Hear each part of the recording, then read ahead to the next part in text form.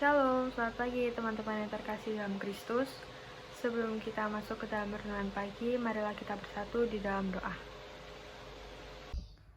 Allah Bapa yang Maha Kudus, kami bersyukur kepadamu karena Roh Kudus yang telah Kau curahkan ke dalam diri kami.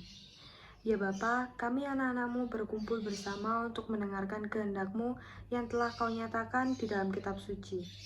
Karena itu, kami mohon kepadamu, utuslah Roh Kudus-Mu untuk membimbing kami, agar kami dapat memahami kehendak-Mu yang tertulis di dalam kitab suci.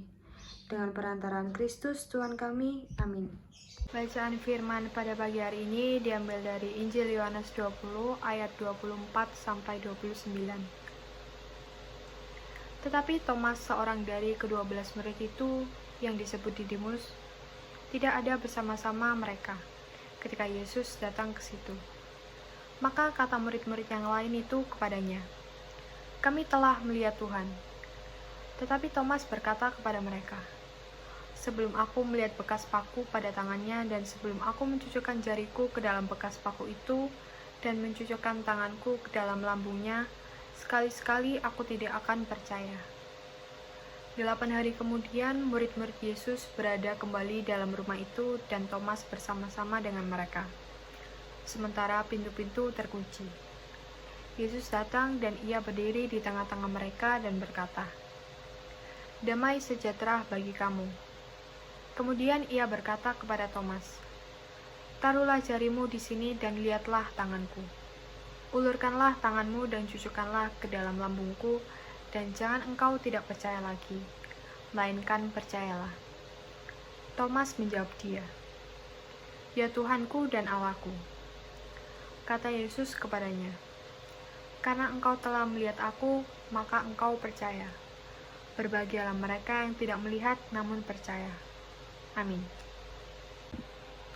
Injil pada pagi hari ini mengisahkan Yesus yang menampakkan dirinya kepada para rasul, dan ketika para rasul mengatakan bahwa mereka melihat Tuhan, Thomas tidak mau percaya. Thomas menuntut bukti yang nyata, dan ia hanya mau percaya ketika ia bertemu sendiri dengan Tuhan dan melihat bekas paku dan mencucukkan jarinya di dalam lambung Yesus. Tidak melihat namun percaya. Ini adalah suatu hal yang sulit, dan juga masih banyak orang di luar sana yang tidak mau percaya.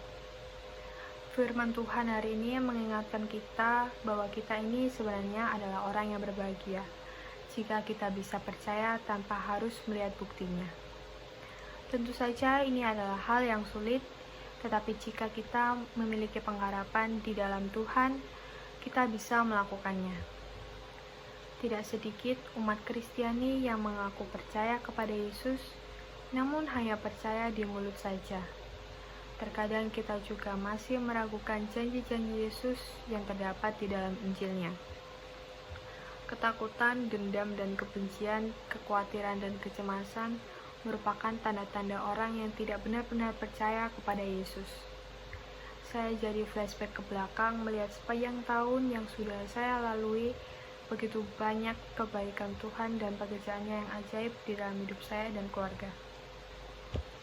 Injil hari ini mengajak kita untuk melihat aneka peristiwa dan juga bermacam ragam karya Allah melalui mata iman.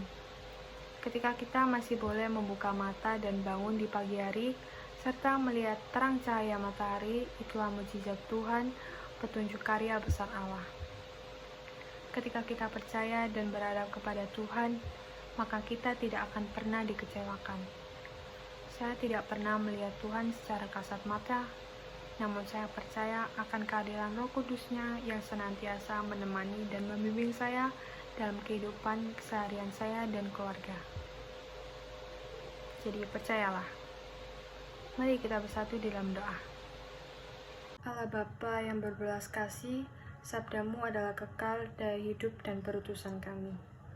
Naungilah kami dengan Roh Kudus-Mu, agar kami dapat melaksanakan misi putra-Mu, menyampaikan kabar baik kepada sesama yang miskin dan berkekurangan. Semoga daya sabdamu yang kami wartakan menyembuhkan sesama yang sakit, menghibur yang berduka cita, meringankan yang berbeban berat, meneguhkan yang lemah imannya, memberi harapan baru bagi yang putus asa. Demi Kristus Tuhan kami, amin.